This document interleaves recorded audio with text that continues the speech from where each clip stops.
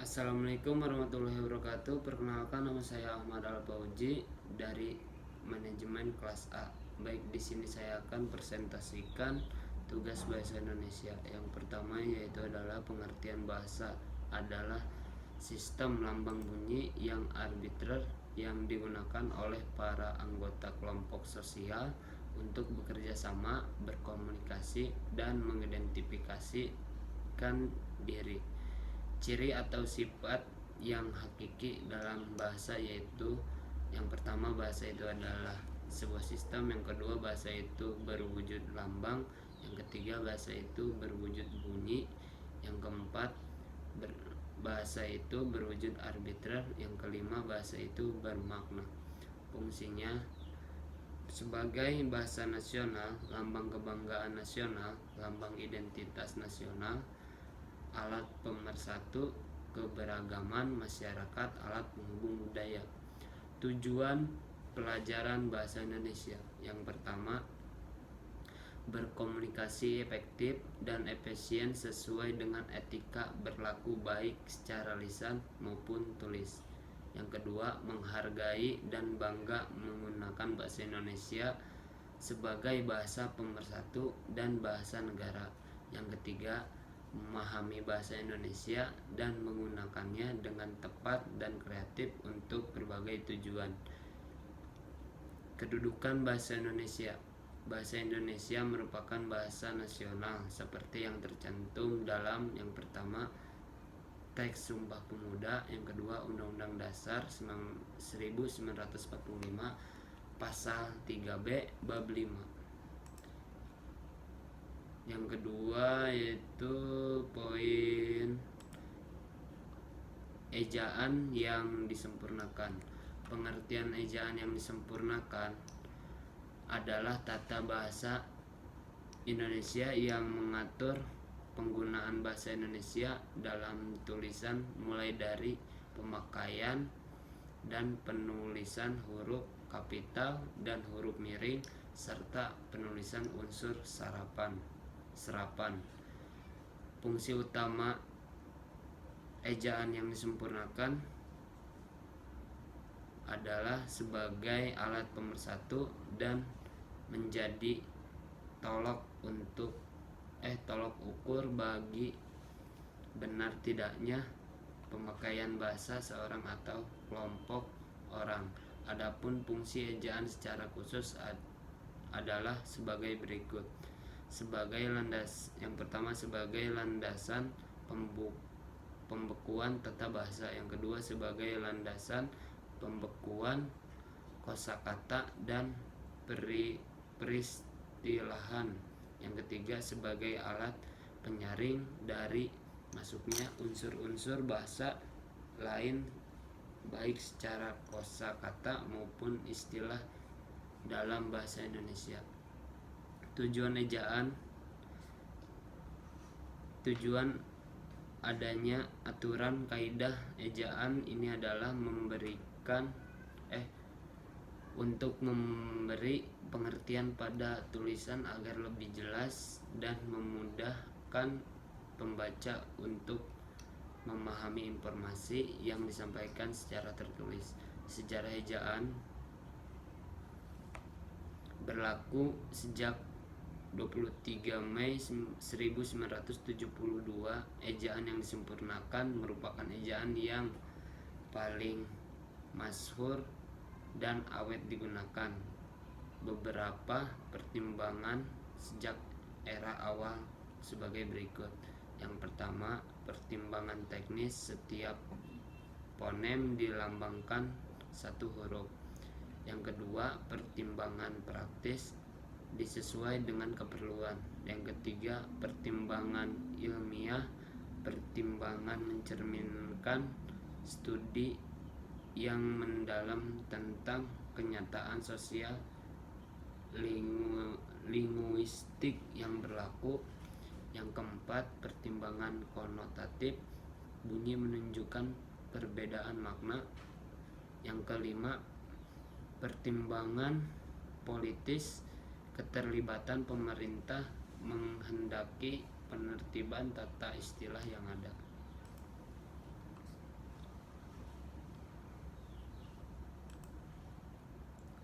Pemakaian huruf. Sistem penghurufan atau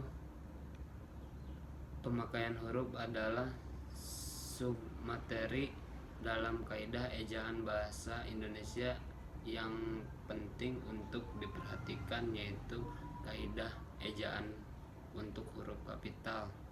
Huruf kapital digunakan beberapa aspek, yaitu untuk pertama, nada awal kalimat harus kapital.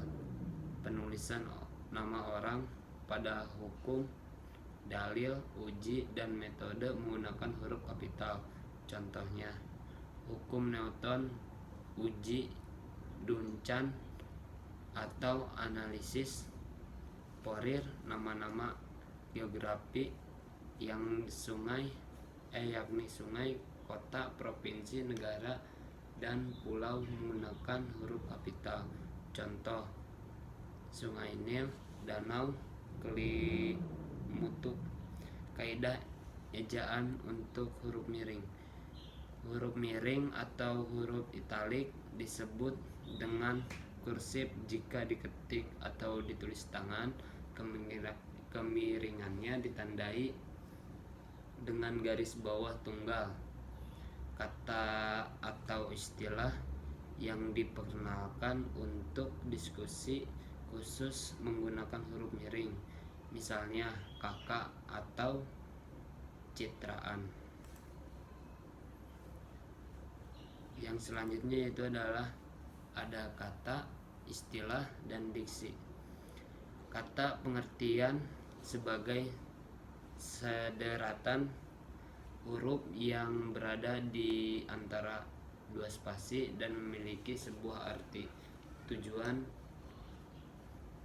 Kata memiliki tujuan yang satuannya gramatikal terkecil yang memiliki makna dan arti sehingga dapat disusun menjadi suatu kalimat, klausa, dan frasa.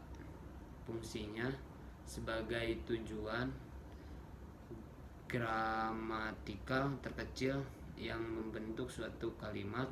Kata memiliki beberapa fungsi, yaitu subjek, fungsi predikat, fungsi objek, fungsi keterangan, dan fungsi pelengkap.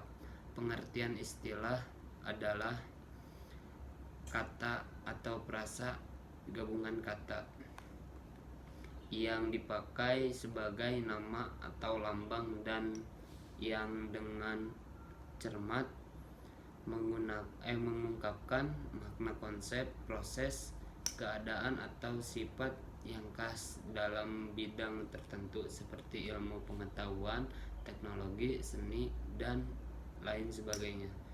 Istilah itu dapat didefinisikan sebagai sebutan kata atau ungkapan khusus.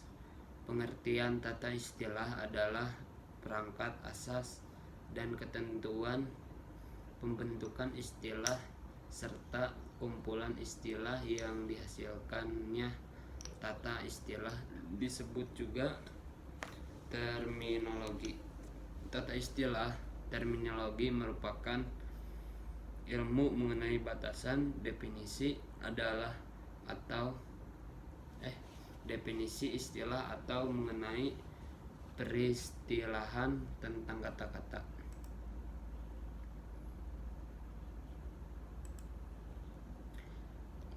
Yang ketiga, diksi.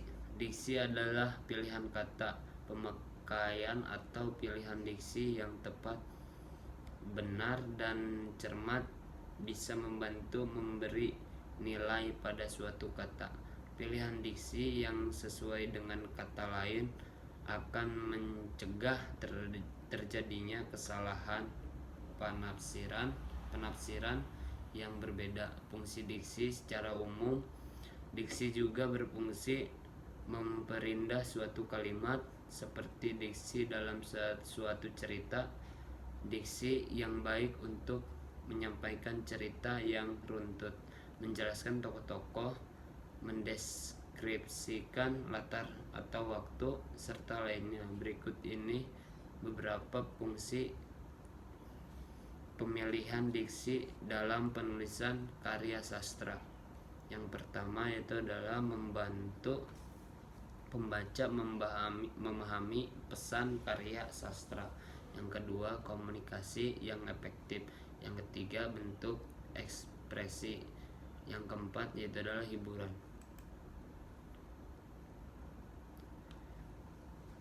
Yang selanjutnya yaitu adalah materi kalimat. Pengertian kalimat. Kalimat adalah kesimpulan kata yang setidaknya terdiri atas subjek dan predikat. Kalimat pun dapat terbentuk dari satu klausa manapun beberapa klausa. Ciri-ciri kalimat.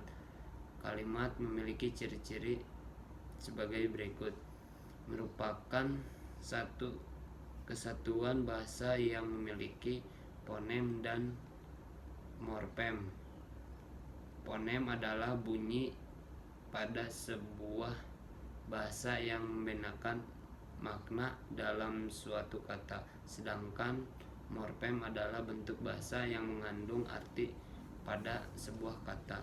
Dapat berdiri sendiri meskipun tidak ditambah dengan kalimat lengkap. Mempunyai pola intonasi akhir.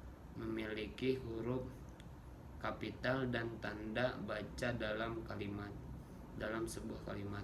Unsur kalimat.